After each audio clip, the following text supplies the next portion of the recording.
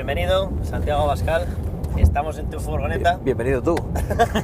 Bienvenido yo también, es verdad. Pero vamos, Lo primero, enhorabuena, sorpresa de estas elecciones. Yo tengo la sensación de que sorpresa mucho más allá de estas elecciones, si no lo iremos viendo. Fenómeno, explosión absoluta. Los más optimistas te llegaban a dar 5 o 6, se hablaba de 7 y al final ha resultado ser 12, y además con la capacidad, uno, decisoria, de poder cambiar el gobierno del Partido Socialista en Andalucía, 2, de cambiar un ciclo histórico, prácticamente 4 décadas en las cuales me gustará ver qué es lo que sale de aquí, en el momento en el que se empiezan a analizar los documentos.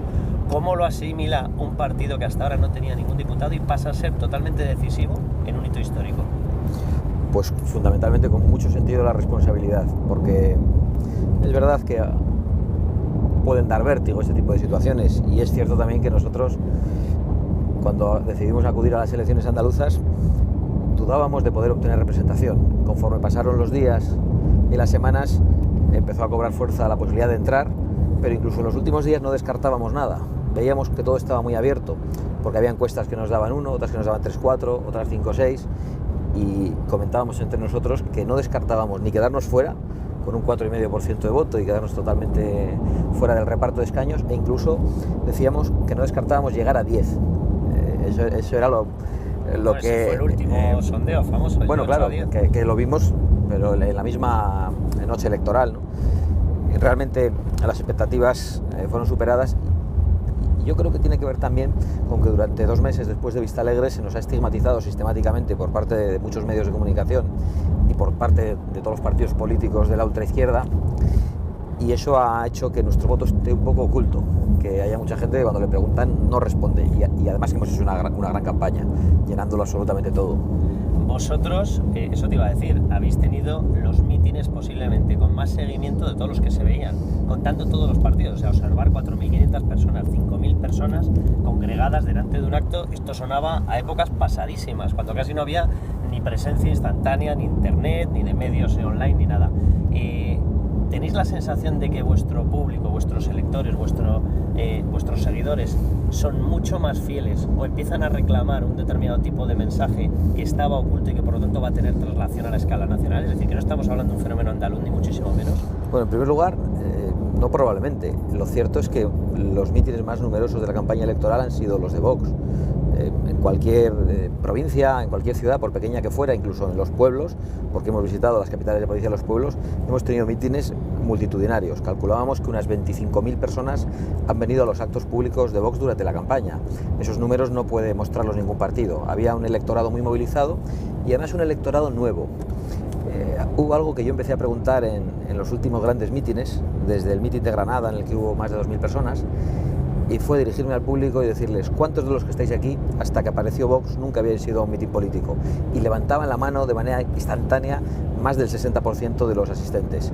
Esa pregunta, planteada en un acto público del PSOE, del PP, incluso de Ciudadanos o de Podemos, no llevaría a que tanta gente levante la mano. Hemos sacado de la abstención a muchas personas, y yo creo que eso va a tener una influencia determinante en la política española. El fenómeno de Vox, que se ha producido con tanta fuerza en Cataluña, no es posible que no se reproduzca en el conjunto de España. Es decir, lo hemos hecho donde más difícil era, donde menos se nos esperaba, donde parecía que la izquierda dominaba, y por lo tanto vamos a poder hacerlo con más facilidad en el resto de España. ¿Cuál es la clave del éxito de Vox? Porque empieza a tener la sensación, Vox evidentemente es un partido, Vox ha estado peleando, Vox ha aguantado los peores momentos, habéis aguantado un aplastamiento y un bloqueo mediático como ya había visto muy pocos en la historia de la política española, pero yo tengo la sensación de que Vox ha conectado con algo que sobrepasa nuestras fronteras, que se observa en un montón de sitios, pero posiblemente en España con especial intensidad, y es un sentimiento de pisoteo a determinada gente que piensa y quiere en una determinada clave constitucional, clave de derecha, clave de poder decir lo que piensa, por ejemplo, con respecto a determinadas ideologías de género, con respecto a determinadas ideologías animalistas. ¿Habéis tocado esa tecla? ¿Ese es el éxito de Vox?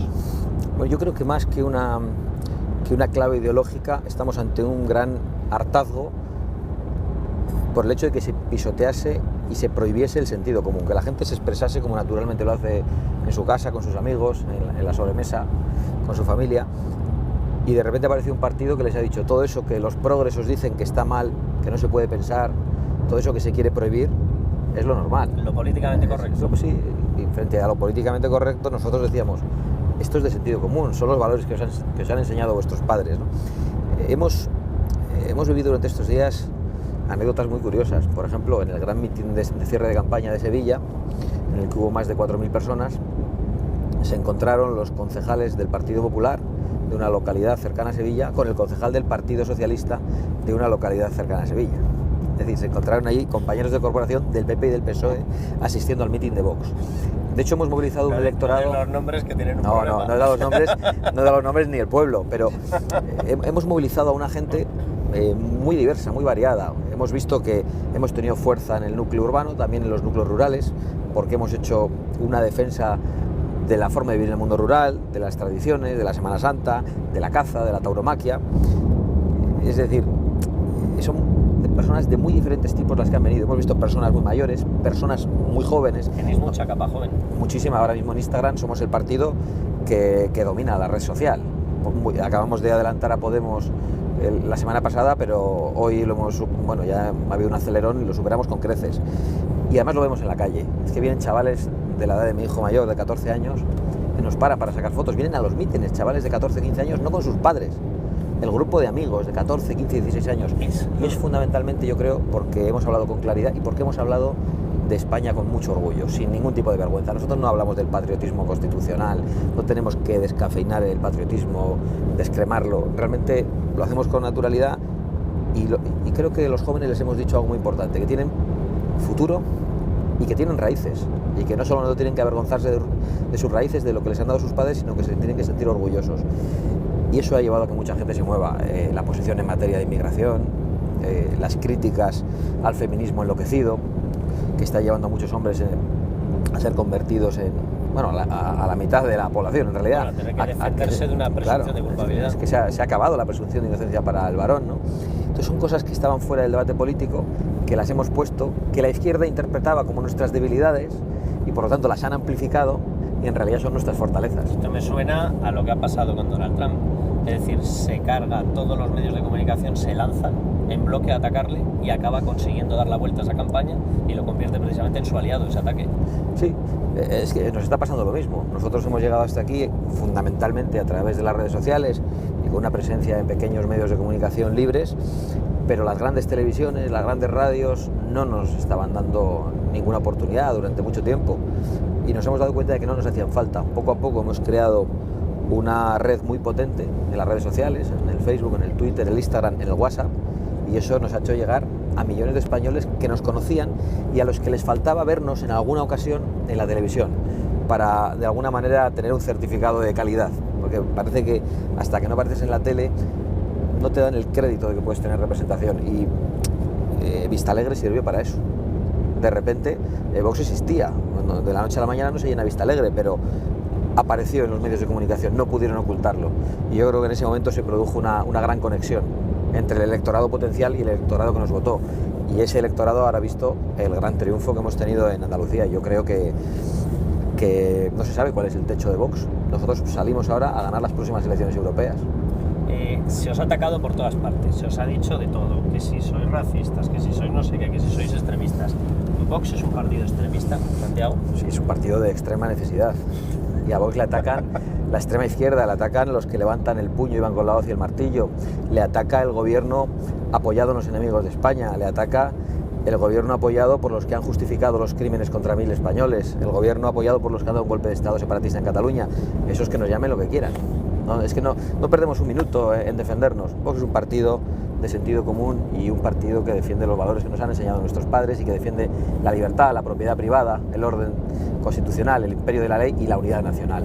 El otro día un antiguo líder del Partido Popular, que en estos momentos ya no está en activo, pero que yo considero que tiene muchísimo conocimiento, me decía, y lo decía de hecho en una mesa común, y decía, Vox se ha quedado con el corazón del PP. Es decir, bajo la etapa de Mariano Rajoy se perdió el sentimiento, se perdió la capacidad de impulsar a la gente, se perdió la capacidad de enamorar, por decirlo de alguna manera, de ilusionar a la población y se convirtió, él lo decía en primera persona del plural, decía, nos convertimos en un partido burócrata. ¿Ha rescatado ese sentimiento y esa forma de emocionar Vox de lo que tenía el Partido Popular en la época de Mariano Rajoy? Bueno, en realidad yo eso tengo que negarlo, ¿no? Porque Vox no se ha quedado con un corazón azul, se ha quedado con un corazón rojigualdo. Es decir, Vox ha llamado a personas que estaban defraudadas por el PP, a personas que no sabían que habían votado al votar a Ciudadanos, e incluso a algunos españoles de la izquierda que de repente no han comprendido que el Partido Socialista se pusiera de espaldas a España en Cataluña, no han comprendido que el Partido Socialista se aliara con el comunismo chavista. Entonces Vox no es el Partido Popular auténtico, ni mucho menos. Vox tiene un programa enteramente nuevo, en algunas cosas puede coincidir con algunos de los mensajes que actualmente lanza el Partido Popular, y en otras está bastante alejado, incluso va muy por delante, ¿no? Es decir, Vox no ha venido a resolver la falta de representación de quienes en su momento votaron al Partido Popular, ha venido a ofrecer un programa alternativo a millones de españoles sin preguntarles qué es lo que han votado. Y yo creo que ahí está la clave, ¿no? Porque es peculiar que todos los grandes medios de comunicación y los partidos políticos se han hartado de decir que éramos de extrema derecha, que había que aplicarnos un cordón sanitario, y cuanto más lo dicen, resulta que nos vienen votos de todas partes. Con lo cual, que sigan insultándonos, yo creo que ahora que lo estoy diciendo van a echarse de atrás y entonces van a dejar de hacerlo y lo lamentaré. ¿Qué pasa en España que un partido como el Partido Socialista puede estar sistemáticamente repartiendo carnés de demócrata a medio mundo? Yo creo que ya los ha debido empezar a enviar como Amazon al extranjero, y resulta que lo hace mientras pacta con unos golpistas, con podemitas, con comunistas, con proetarras, con toda la colección de separatistas, y nadie le tacha de nada. Resulta que Vox no ha pactado nunca jamás con nadie que sea contrario a la Constitución. Yo no recuerdo, dímelo tú si es así, algún tipo de planteamiento que se haya hecho en contra de la Constitución. Yo no recuerdo ninguno, y sin embargo se os tacha de todo. ¿Qué pasa en estos momentos en el panorama político español? Bueno, lo que ha pasado es que el Partido Socialista se ha encontrado enfrente normalmente a una derechita cobarde, acomplejada, y el Partido Socialista ha ido avanzando en los planteamientos de la izquierda, ha aplicado su agenda política, y cuando la derecha llegaba al poder lo que hacía era consolidar la agenda política de la izquierda, no cambiarla. Llegaba y no derogaba la ley de violencia de género, no derogaba la ley de memoria histórica, no bajaba los impuestos, no hacía en Cataluña lo que su electorado esperaba. Entonces el Partido Socialista está tan envalentonado que se puede permitir cualquier cosa, y hay que tener en cuenta que el Partido Socialista es un partido que con estas mismas siglas, y ahora se dedica a reprochar a los españoles lo que piensen del pasado, pero con estas mismas siglas fue el responsable del inicio de la guerra civil en España, con 2 golpes de Estado contra la República y con el asesinato del líder de la oposición, que se dice rápido, José Calvo Sotelo. Y ese partido se permite dar lecciones a los demás. ¿Por qué? Porque no encuentra nadie enfrente que le diga estas cosas. ¿Es entendible que ese mismo partido esté utilizando sistemáticamente el tema guerra civilista? Lo digo porque una de las cosas que están en estos momentos, y se la ha escuchado a Susana Díaz, se la ha escuchado a Ábalos, es decir, hay que tener muchísimo cuidado, porque acaba de llegar un partido que está fuera de la Constitución, tenemos que hacerle el cordón. Llamo a todas las fuerzas democráticas. ¿El partido que está intentando reabrir el guerra civilismo está autorizado para eso? Bueno, sin ninguna duda no lo está. Es que además los argumentos son falaces, pero curiosamente con esos argumentos falaces del Partido Socialista coinciden algunos supuestos liberales de boquilla que dicen que Vox es un partido que tiene planteamientos inconstitucionales o que está contra el orden constitucional, ¿no? Vox defiende el orden constitucional mientras sea y planteamos la reforma de algunos artículos de la Constitución, pero a través de los mecanismos de reforma de la misma Constitución. Es decir, creemos en el imperio de la ley, creemos en la democracia, y que la democracia tiene que tener contrapesos, que tiene que haber separación de poderes. Quienes nos están acusando a nosotros son los que creen en el modelo bolivariano. Es decir, nosotros, no voy a decir que nos preocupen, pero evidentemente entendemos que estamos ante un insulto, ante una caricatura, ante un estigma, no ante un razonamiento, porque los que lo dicen además son los que pactan con aquellos que quieren romper la Constitución y la unidad de España, que es la base de la Constitución. ¿Qué le pasa a Pablo Iglesias con vosotros? ¿Lo hace simplemente porque os odia? ¿Lo hace porque cree que eso le da voto? ¿Lo hace como estrategia para posicionarse por encima del PSOE? Porque es sistemático el ataque. Bueno, yo creo que nos odia. Yo creo que Pablo Iglesias quiere convertir España en una checa. Lo que ha hecho ayer precisamente, alentando al odio contra los votantes de Vox, contra millones de españoles, lo demuestra. Ha dicho que había que hacer antifascismo militante y que declaraba prácticamente una alerta antifascista. Ya lo hicieron hace poco en Murcia, y nos encontramos a unas hordas comunistas con la hoz y el martillo, encapuchados, durante 4 horas hostigando a un mitin político de Vox en el que había miles de personas, y gritando: os mataremos como en Paracuellos, y Ortega Lara vuelve al zulo. Estas eso, cosas, presencia de Ortega Lara. Sí, estas cosas tienen consecuencias. Entonces yo lo que quiero decir es que nosotros señalamos a Pablo Iglesias como responsable de cualquier tipo de violencia o amenaza contra esta fuerza política, contra sus dirigentes, contra sus cargos públicos y contra sus votantes y simpatizantes. Hay un argumento que habla de que el voto a Vox acaba fraccionando el voto del centro-derecha y que le va a impedir precisamente la gobernabilidad. Lo que ha pasado en Andalucía... Había un argumento, quieres decir, porque ese argumento ha explotado, se ha muerto. Eso te iba a decir. Lo que ha pasado en Andalucía contrarresta ese argumento definitivamente. Sin ninguna duda. Yo creo que la estrategia y el chantaje del voto útil ha muerto en Andalucía. Decían que era imposible vencer a la izquierda si no se iba conjuntamente una única fuerza política, una especie de coalición, y se ha demostrado exactamente lo contrario. A la primera de cambio que Vox puede presentarse, lo hace con la suficiente fuerza como para hacer lo que los inútiles del voto útil han sido incapaces de hacer durante 36 años. Yo creo que ha sido aplastante nuestra contestación, la contestación de 400.000 andaluces, que se dice rápido. ¿Qué va a ocurrir a partir de ahora? Hay una posibilidad de gobernabilidad, la fuerza más votada dentro de los que podrían pactar. Luego entramos a desglosarlos, porque hay uno que se ha desgajado. Estoy hablando de Albert Rivera y de Ciudadanos. Pero en principio hay tres fuerzas que parece claro que podrían llegar a un pacto y por lo tanto apear a Susana Díaz. ¿Qué puede ocurrir? ¿Va a exigir algo? ¿Vox va a exigir cargos? ¿No va a exigir cargos? ¿Va a exigir programa? ¿Va a exigir cambios de nombres en los posibles candidatos a presidir esa Junta de Andalucía? Bueno, yo creo que es pronto todavía para hablar de ello. Nosotros vamos a reunirnos, el Comité Ejecutivo Nacional, este miércoles, analizaremos la situación, veremos cuál es la estrategia, pero lo que sí puedo adelantar es que ya tenemos un pacto. Tenemos un pacto con 400.000 andaluces que nos han dicho que quieren reformar el Estado de las autonomías, que se devuelvan las competencias de educación y sanidad al Estado, es decir, que Andalucía sea la adelantada en la recuperación de la cohesión nacional y de la igualdad de todos los españoles, que nos han dicho que quieren que se preserven y se respeten las tradiciones del mundo rural, que nos han dicho que es necesario rebajar la presión fiscal y que hay que acabar con los impuestos injustos y confiscatorios como el impuesto de sucesiones, radicalmente. ¿Bajada del IRPF también? Bueno, en el tramo autonómico, por supuesto, nosotros pensamos que hay que rebajar todos los impuestos, y los que no hay que rebajarlos es porque hay que eliminarlos.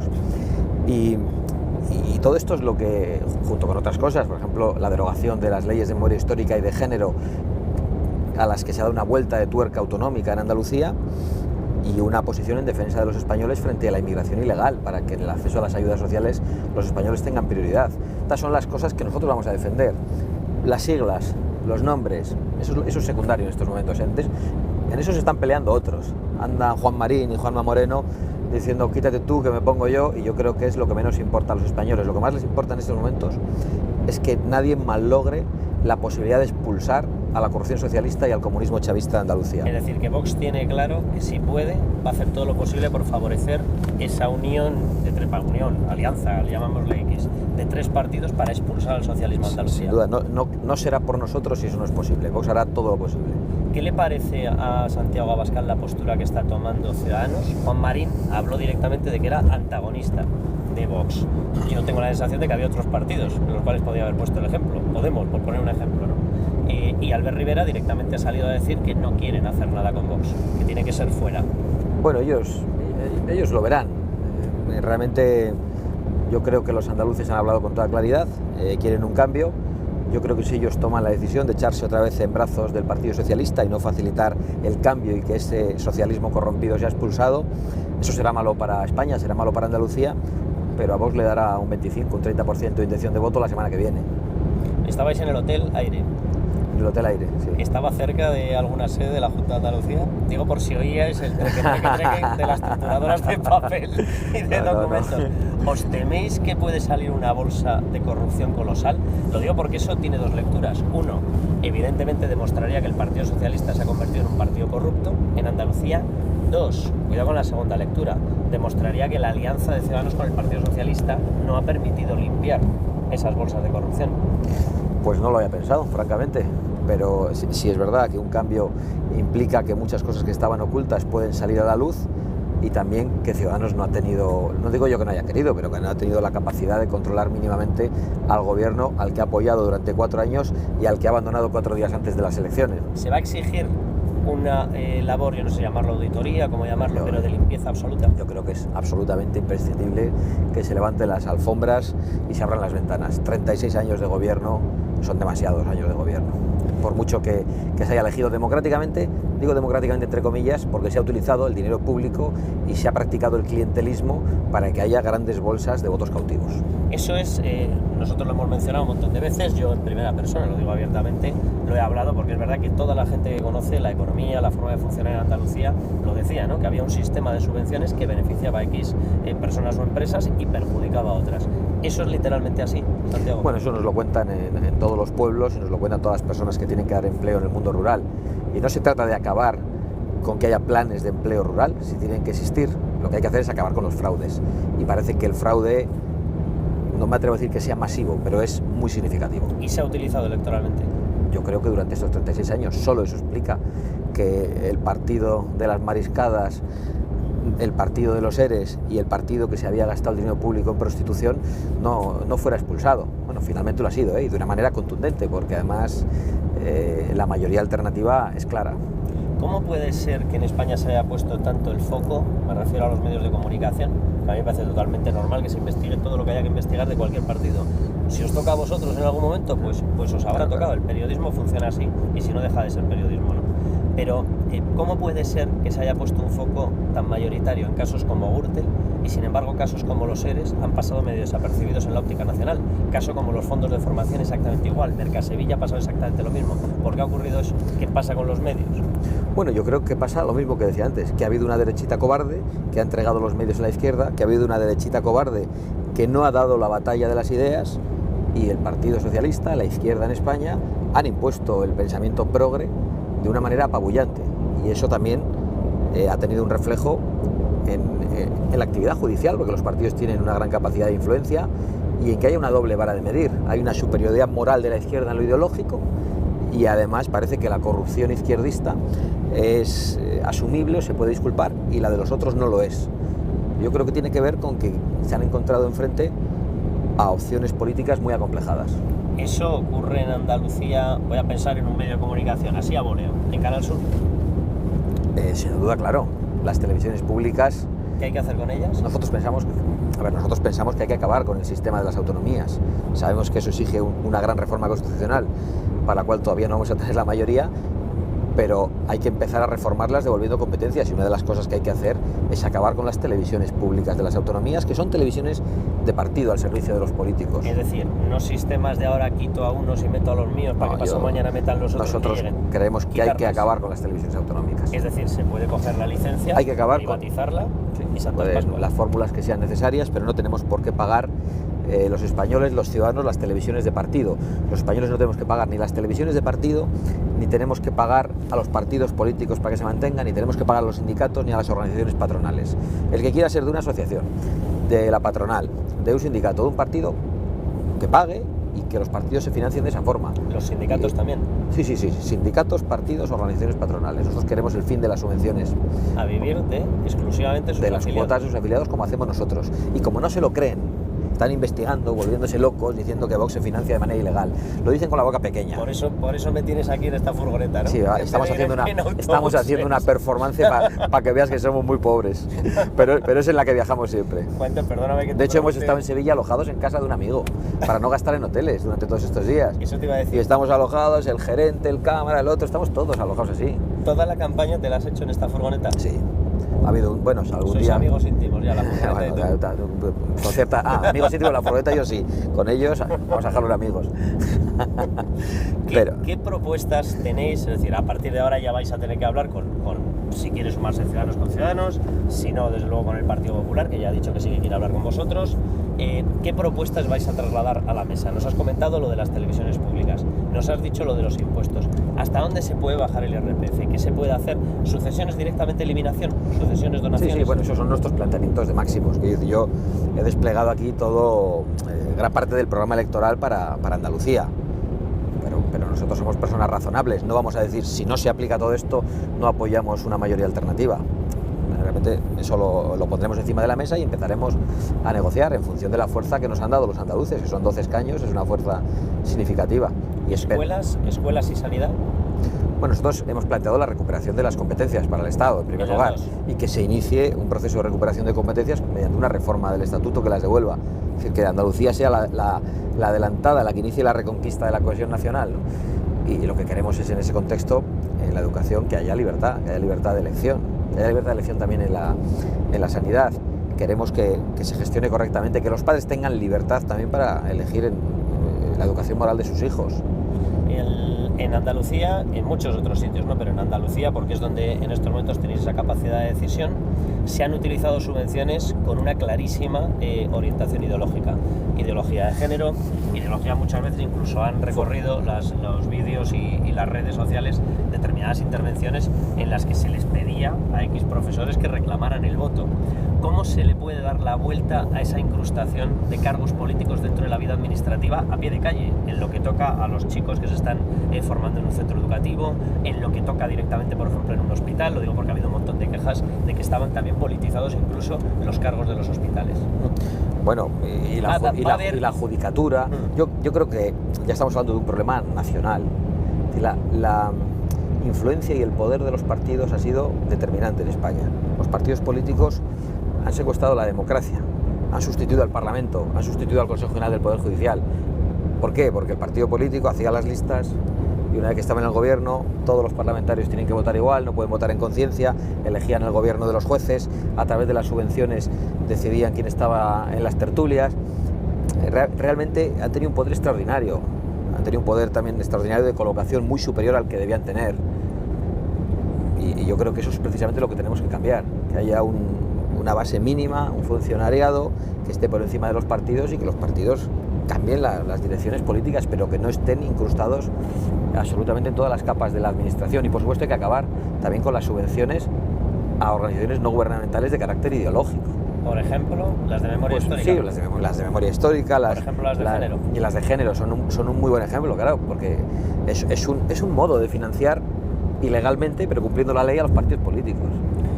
Muchas veces hemos visto cómo a cierre del periodo de mandato, el periodo de legislatura, en Andalucía, de pronto aparecía un decreto y se anunciaba 20.000 colocados. Personas que estaban metidas a dedo dentro de la administración se convertían en plazas fijas.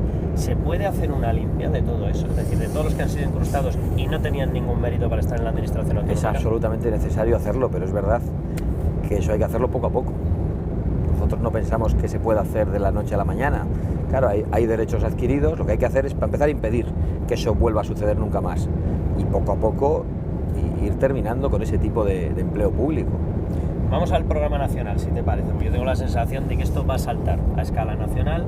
Yo tengo además la sensación de que muchas partes de los medios de comunicación, de departamentos de análisis de los propios partidos, ya están interpretando lo que ha ocurrido en Andalucía en clave totalmente nacional. ¿Qué puntos puede reclamar Vox o con qué puntos se va a presentar a unas posibles elecciones? No sé si se anticiparán, luego te lo preguntaré, a escala ya general, a escala nacional. Es decir, por ejemplo, en materia de impuestos, ¿se va a hacer una revisión entera de todo el sistema tributario? ¿Es excesivo el sistema tributario español? Bueno, la hemos planteado que se rebajara el impuesto de sociedades, el IRPF, que se rebajara el IVA y que se suprimieran los impuestos confiscatorios como el de sucesiones y patrimonio o el impuesto a las hipotecas. Creemos que es absolutamente necesario y que es la única vía para que el Estado pueda recaudar más, porque eso es lo que favorece la actividad económica. Y además, en contra de lo que dicen estos progres y estos ultraizquierdistas, eso beneficia precisamente a los trabajadores. Hay que hacer que quienes están percibiendo, quienes cuestan a la empresa 2.000 euros, no acaben recibiendo como sueldo neto 900, 1.000, 1.100 euros, sino que reciban 1.300, que reciban mucho más dinero para poder tener esa renta disponible que les permitirá ahorrar, que hará que consuman y que podrá hacer que esas personas tengan una vida familiar, que puedan tener hijos. Yo creo que hay que rebajar absolutamente en todos los tramos. Nosotros planteamos una tarifa plana del 21% en IRPF. En estos momentos el tipo máximo está en el 45%. Claro. Bajada hasta el 21%. Sí, el 21% con algunas correcciones, pero básicamente sería así, para mantener la progresividad fiscal. ¿Qué se tendría que hacer en el asunto catalán? Y no me refiero evidentemente a Cataluña como territorio, sino al golpismo que está albergándose y que ya vemos además que se traslada clarísimamente al País Vasco, se traslada a Navarra, se traslada a Valencia, se traslada a Baleares, etcétera, etcétera. ¿Qué es lo que se tiene que hacer? Bueno, realmente aplicar el imperio de la ley con toda contundencia, y para mí eso pasa por detener en estos momentos a Torra, llevarle a juicio, acusado de conspiración para la rebelión, porque el golpe de Estado sigue en marcha. Pasa por suspender la autonomía en Cataluña de manera indefinida, por disolver los Mossos d'Esquadra e integrar a los leales en el Cuerpo Nacional de Policía, y pasa por hacer que la Constitución vuelva a existir en Cataluña. Y ese es el mensaje que hay que lanzar a quienes tienen la tentación de hacerlo en el País Vasco. Y pasa también por garantizar que haya un juicio justo, independiente, sin injerencias políticas, y por espantar de una manera definitiva el fantasma del indulto contra los golpistas. ¿Está haciendo presiones el gobierno a la Fiscalía para alterar el proceso judicial? No tengo ninguna duda de que las ha hecho. También tengo que decir que, igual que soy consciente de las presiones que este gobierno y el anterior han hecho a la Fiscalía, hasta ahora las instituciones han funcionado. Un puñado de jueces valientes, un fiscal como Maza, los fiscales de sala, Su Majestad el Rey, que el gobierno o los gobiernos no han sabido reaccionar, pero el Estado ha sido capaz de mantener la unidad, a pesar de la debilidad de los gobiernos. Debe haber algún tipo de programa, lo digo porque, por ejemplo, en Estados Unidos se celebra el Patriot Day y nadie se escandaliza. En Reino Unido se celebra, por ejemplo, y además se reparten incluso una especie de emblemas, unas amapolas azules, y se recuerda a todos los muertos por la patria. ¿Tiene que hacer España algún tipo de reforma precisamente para que haya una vuelta a tener un sentimiento de lo que es común, de la patria? Bueno, yo creo que esa es una batalla cultural ineludible, y hay que hacerlo. Nosotros lo hacemos en la medida de nuestras posibilidades. Utilizamos la bandera nacional en nuestros actos, concluyen con el himno nacional, y algunos nos dicen: estáis patrimonializándolos.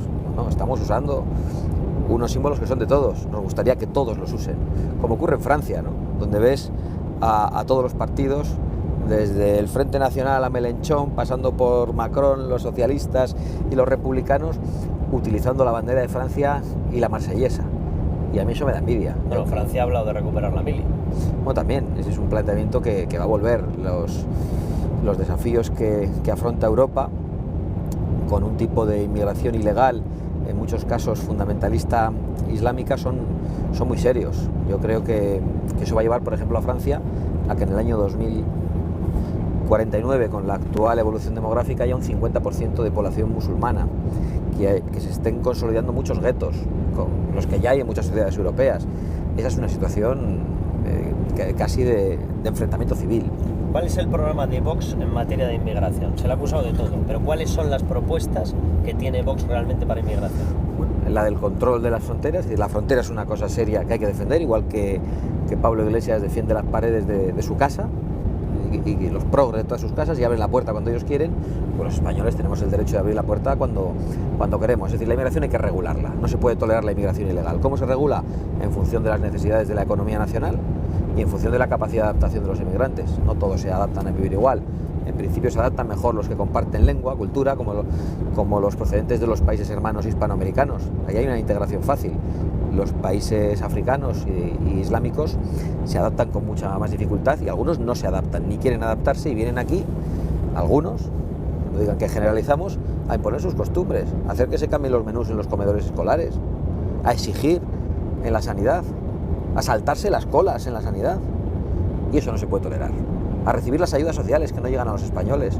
Nosotros lo que decimos es que eso hay que combatirlo, y que no hay que tolerar la inmigración ilegal, que quien entra ilegalmente en España tiene que ser expulsado y tiene que saber que nunca podrá ser regularizado.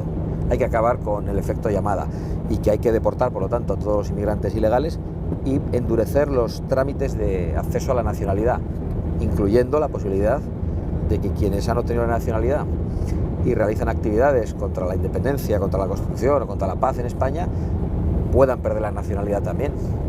Los partidos que están en estos momentos en clave de desafío a la Constitución. Estoy pensando en Esquerra, en PDeCAT, en la CUP. Yo no sé si incluso podríamos hablar, porque hacen planteamientos directamente contrarios a la Constitución, del propio Podemos.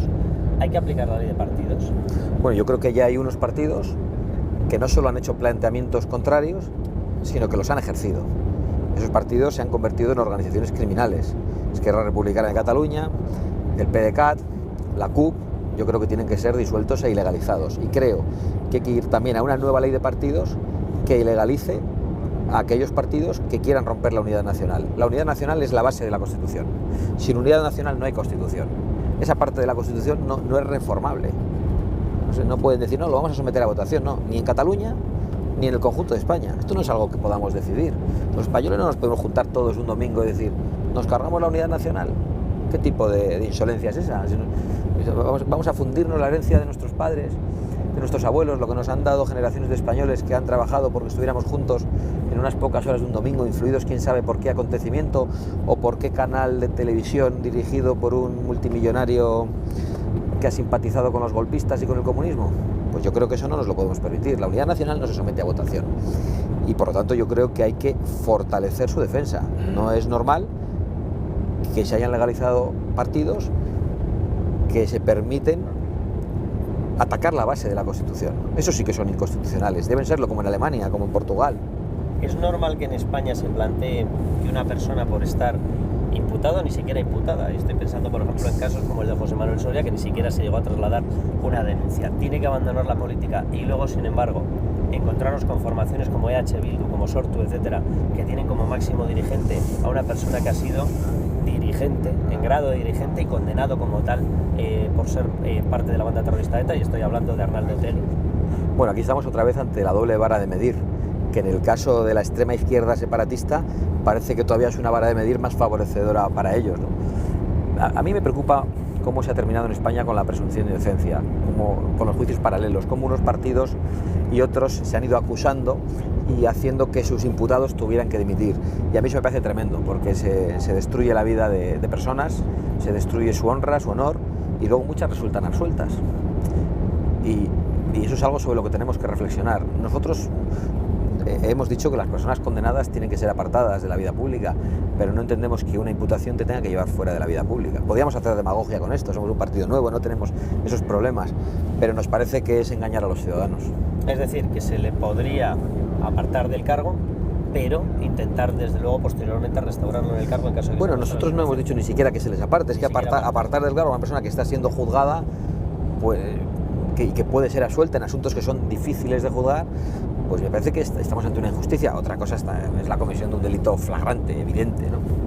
Hay planteamientos que se han intentado comparar, y hablo por ejemplo de los planteamientos proteccionistas frente a la llegada de empresas y tal, y se ha intentado hacer una comparación entre Donald Trump, entre la postura del Partido Republicano Norteamericano en estos momentos y Vox. ¿Vox tiene planteamientos proteccionistas o Vox no tiene ningún problema con la llegada de empresas a España? De empresas extranjeras, obviamente. Bueno, nosotros queremos que las empresas extranjeras que lleguen a España cumplan con la misma legislación que los españoles, y queremos que se debata sobre eso, es decir, que se plantee si hay que proteger los productos españoles en algunos casos. Es decir, el proteccionismo en sí no tiene que ser malo. Puede haber un libre comercio interior y puede protegerse el producto de los españoles. Yo creo que ese es un debate interesante, un debate complejo, que en el ámbito de la globalización hay que poner encima de la mesa, y que es un debate que además creo que tienen que protagonizar los expertos, y yo no soy uno de ellos. ¿Qué sensación tiene con respecto a posibles gobernabilidades, posibles acuerdos, posibles alianzas futuras Vox con respecto al PP? ¿Puede haber un punto de encuentro? Bueno, yo no sé si... ¿Puede ser un socio con el que trabajar una gobernabilidad futura? Bueno, yo no sé si el Partido Popular puede llegar a ser una bisagra de Vox, ¿no? Y puede llegar a apoyar un gobierno de Vox, pero eso es por lo que vamos a luchar. ¿Y con Ciudadanos? Pues lo mismo. ¿Cuál sería el hueco perfecto de Ciudadanos?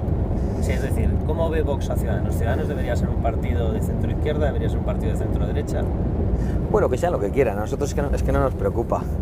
Vemos que es un partido confundido, que a veces es difícil de saber qué es lo que va a hacer. Es un partido imprevisible, y Vox no es un partido imprevisible. Hace poco establecía la comparación entre el toro manso y el toro bravo. El toro manso, que no sabes para dónde va a ir, si va a investir para un lado, para otro, para la izquierda, para la derecha. El toro manso es Ciudadanos. Y claro, y luego hay el toro bravo, que es previsible, que sabes por dónde va a ir. ¿Ha empezado España... Esa es la nobleza. ¿Ha empezado España un vista a la derecha, como le califican algunos? Bueno, yo no sé si es un vista a la derecha, pero desde luego la izquierda tiene un problema. Yo creo que España ha hecho un vista a la patria. Es decir, está haciendo una defensa de su unidad fundamentalmente, muy por encima del debate de izquierdas y derechas. ¿Cómo es posible que me haya encontrado en todos los mítines de Vox en Andalucía a hombres que habían votado siempre al Partido Socialista, que estoy seguro que se definen de izquierdas, y decían vamos a votar a Vox? ¿Por qué? Porque hemos hablado de España. Pero España no es de la derecha ni es de la izquierda. Yo creo que ese es el gran triunfo. ¿Ha absorbido voto de la izquierda? ¿Ha absorbido mucho? Sin ninguna duda. Yo espero que en las siguientes encuestas podamos tener datos más precisos, pero ya había algunas encuestas anteriores al proceso electoral que decía que un 13% del voto venía de PSOE, de Podemos o de Izquierda Unida. Es llamativo que incluso un 3% de los votantes hubieran votado de Izquierda Unida antes.